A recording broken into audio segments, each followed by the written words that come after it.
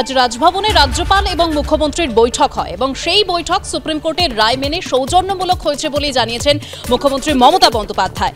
বর্ধমানের সভা থেকে ফেরার পথে মাথায় আঘাত নিয়ে আজ রাজভবনে যান মুখ্যমন্ত্রী মমতা বন্দ্যোপাধ্যায়। মুখ্যমন্ত্রীর কনভয় হঠাৎ ঢুকে পড়ে একটি গাড়ি, আচমকা ব্রেক কষায় গাড়ির ড্যাশবোর্ডে লেগে মাথায় সামান্য আঘাত পান মুখ্যমন্ত্রী। প্রাথমিক চিকিৎসার পর কলকাতার উদ্দেশ্যে রওনা দেন মুখ্যমন্ত্রীর কনভয়। হেলিকপ্টারে বর্ধমানে গেলেও আবহাওয়ার অবনতির জন্য সড়ক পথেই ফিরতে হয় কলকাতায়। গাড়িটা পুরো ধাক্কাই মেরে দিত। আমার গাড়ির চালক বুদ্ধি করে ব্রেক কষেন, ড্যাশবোর্ডে লেগে মাথায় চোট পেয়েছি। আচমকা কিভাবে কনভয়ের মধ্যে গাড়ি ঢুকলো পুলিশ তদন্ত করে দেখুক, বললেন মুখ্যমন্ত্রী।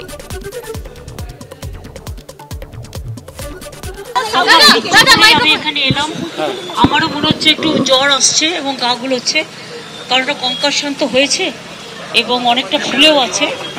আমি সেই জন্য বেশিক্ষণ টাইম দেব না। আমার সাথে সুপ্রিম কোর্টের ভার্ডিক্ট অনুযায়ী আমার সাথে অনারেবল গভর্নরের মিটিং ভালোভাবে হয়েছে, সৌজন্যমূলকভাবে আমরা টোটালটাই ডিসকাস করেছি এবং 26 তারিখে আমি আবার আসবো, আবার দেখা হবে। আমি এটুকু তোমাদের বলে গেলাম। দিদি চোটটা লেগেছে, কেমন লাগছে? মানে আমি জানি না, একটা কোনো গাড়ি আমরা দেখতে পাইনি, গাড়িটা কি আমরা বেরোচ্ছিলাম, ধরো আমরা একটা গলি দিয়ে বেরোচ্ছি তো, আর ওই গাড়িটা প্রায় 200 স্পিডে যাচ্ছিল। যেতে যেতে মানে আমাকে গাড়িটা প্রায় ড্যাশই করে দিত এবং গাড়ি মানে পুরো মরেই যেতাম ওখানে।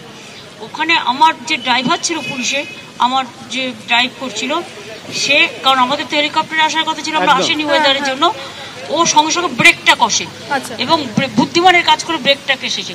ব্রেকটা যখন কষেছে আমার পুরো ড্যাশবোর্ডটা এসে মাথায় লেগেছে, আর তখন একটা কনকাশন হয়েছে এবং কিছুটা রক্তও পড়েছে এবং কিছু ফুলেও আছে। এখন যেমন সারা মাথাটায় পেন হচ্ছে, তাই নিয়ে আমি কাজ করে গেলাম। এখন কথা হচ্ছে যে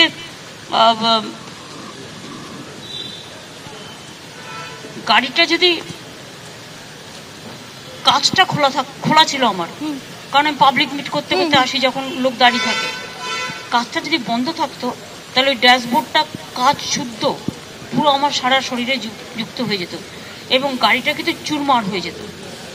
ওই ব্রেকটা কষেছিল বলে কোনো রকম 1 সেকেন্ডের জন্য হয়তো বলতে পারো মানুষের আশীর্বাদে বেঁচেছি। এখন আমার মাথাটা ভীষণ টনটন করছে, যন্ত্রণাও করছে, আমি ওষুধ খেয়েছি কিন্তু আমার ভীষণ ঠান্ডা লাগছে এবং গা বমি করছে, তাই আমি একটু বাড়ি যাচ্ছি। হসপিটাল যাওয়ার আমি হসপিটাল আমি যাচ্ছি। দিদি কোনো প্রশাসন না গাড়িটাকে চিহ্নিত করা গেছে? দিদি গাড়িকে চিহ্নিত বা কার গাড়ি, এগুলো দেখো অনেকে অনেক সময় মিসইউজও করে কারো গাড়ি বলে।